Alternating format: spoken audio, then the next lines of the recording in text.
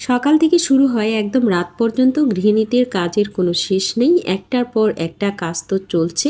একদিকে শেষ না করতে করতে অন্যদিকে শুরু হয়ে যায় অন্য কাজের পালা। তো এভাবেই চলছে গৃহিণীদের জীবনযাত্রা। সেই গৃহিণীদের জীবনযাত্রা যেন অনেক বেশি সহজ হয়ে যায়। তাই নিজের সাংসারিক কিছু অভিজ্ঞতা আপনাদের সাথে শেয়ার করি। আশা করি আপনাদের ভালো লাগে। সেই সাথে আপনারা লাইক দিয়ে পুরো ভিডিওটি দেখে নিতে পারেন। প্রকৃত গৃহিণীরা কখনোই এক কাজ রেখে অন্য কাজ করতে পারে না। তাছাড়া কাজ দেখে কখনো বসে থাকতে পারে না। স্বামী, সন্তান, সংসার সবকিছু নিয়ে অনেক বেশি ব্যস্ত থাকতে হয় আমাদের। আজ এমন কিছু টিপস শেয়ার করব আপনাদের সাথে, যে টিপসগুলো আপনাদের কাজকে অনেক বেশি সহজ করে দিবে, সেই সাথে একদম মুহূর্তের মধ্যে আপনার কঠিন কাজগুলোকে করে দিবে অনেক বেশি সহজ। কাজ যদি আপনি বুঝে শুনে করেন এবং সেটা একদিক থেকে করা যায়, তাহলে দেখা যায় কাজটা অনেক বেশি সহজ হয়ে যায়। একটু বুদ্ধি এবং একটু টেকনিক খাটিয়ে যদি আপনি এই কাজগুলো শেষ করতে পারেন, তাহলে একদম অনেক বেশি কাজ অল্প সময়ে করা যায়। সকালে ঘুম থেকে ওঠার পর সবাই নাস্তা খাওয়ার পর থেকে শুরু হয়ে যায় আমার কাজের পালা। একের পর এক ঘর গোছানো আছে, সেই সাথে পুরো বাসাটাকে আমি গুছিয়ে নিয়েছি। যেহেতু সামনে রমজান, আমাদের অন্যরকম একটা প্রস্তুতির বিষয় আছে। রহমতের মাস, বরকতের মাস। এই মাসে আমাদের আল্লাহ অনেক বেশি সুযোগ করে দিয়েছে ক্ষমা চাওয়ার জন্য।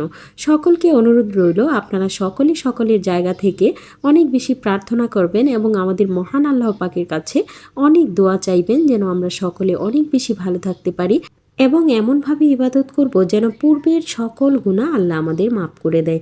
আল্লাহ মাফ করার মালিক, তারপর আমাদের চাইতে হবে। চাওয়ার জন্যই আল্লাহ আমাদের দিয়ে দিয়েছে যে তুমি চাইতে থাকো। আল্লাহ তাআলা আমাদের সৃষ্টিকর্তা, তাই উনি আমাদেরকে বলেছে যে আমরা যেন অনেক বেশি চাই ওনার কাছে। আমাদেরকে দেওয়ার জন্য আল্লাহ তাআলা অনেক বেশি অপেক্ষা করে যে আমার বান্দা কখন আমার কাছে চাইবে। আল্লাহ অনেক বেশি খুশি হয় তখনই যখন একটি বান্দা তার কাছে অনেক ক্ষমা চায় এবং তার সকল ভুলের জন্য ক্ষমা চেয়ে প্রার্থনা করে এবং বলে যে আমি আর কখনো এই কাজটা করব না। সুতরাং চলুন আমরা সবাই মিলে অনেক বেশি দোয়া এবং প্রার্থনার মাধ্যমে আল্লাহর কাছ থেকে অনেক কিছু চেয়ে নিই এবং পূর্বের সকল গুনার জন্য মাপ চেয়ে নিই। আপনাদের সাথে কথা বলতে বলতে বিছানাগুলো আমি গুছিয়ে নিয়েছি। বিছানাটা গোছানো হয়ে গেলে দেখা যায় পুরো বাসাটা একদম ক্লিন হয়ে যায়। মেয়ের রুমটা গোছানোর পর এখন আমার নিজের রুমে চলে এসেছি। সকাল সকাল বিছানা গোছানোর কাজটা শেষ হয়ে গেলে দেখা যায় যে পুরো সংসারের কাজটা অনেকাংশে কমে যায়।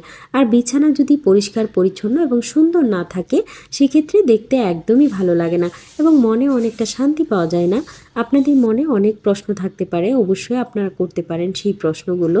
অনেক আপুরা আমাকে প্রশ্ন করে যে বিছানার চাদর কতদিন আমি রাখবো। বিছানার চাদর আপনি 4 থেকে 5 দিন রাখতে পারেন, তারপর একটু উঠিয়ে সেটা ধুয়ে ফেলতে পারেন।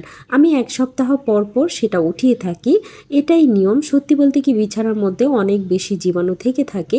আমি চাচ্ছিলাম রমজানের আগে পুরো ফার্নিচারগুলো ডিপ ক্লিন করে নেই।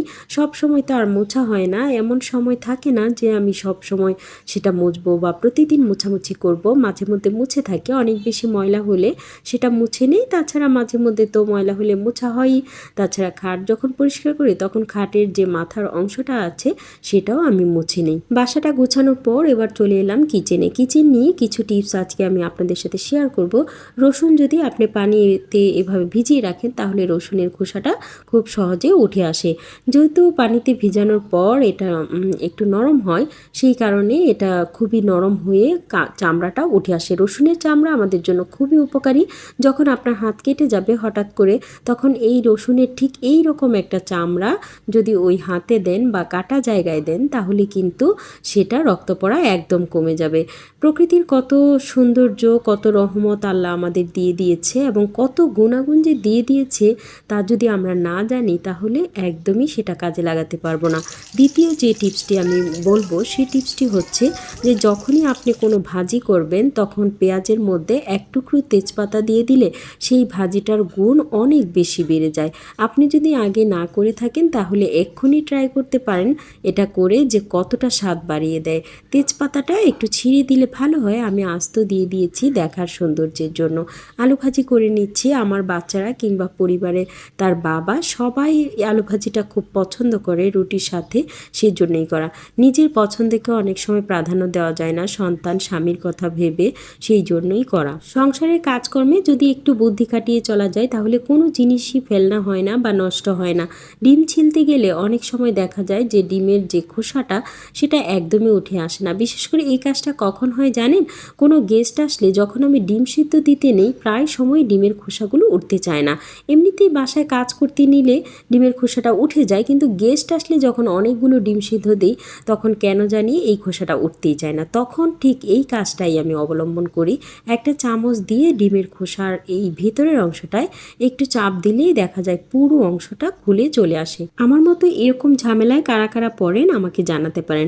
যে ডিমটা ছিলেছিস তার খোসাটাও কিন্তু আমি ফেলে দিব না। এটা অত্যন্ত কাজের, এটাকে আমি গুঁড়া গুঁড়া করে নিব, তারপর কি করি দেখতে থাকুন।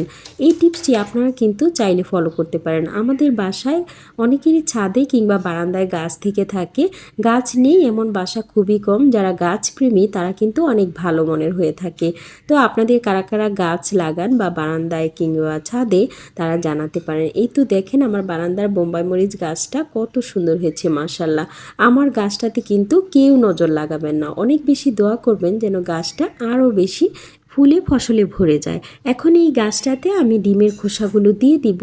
এভাবে দেওয়ার কারণেই দেখা যায় গাছগুলো অনেক বেশি ভালো হয়ে থাকে। আপনারাও কিন্তু এই টিপসগুলো ফলো করতে পারেন।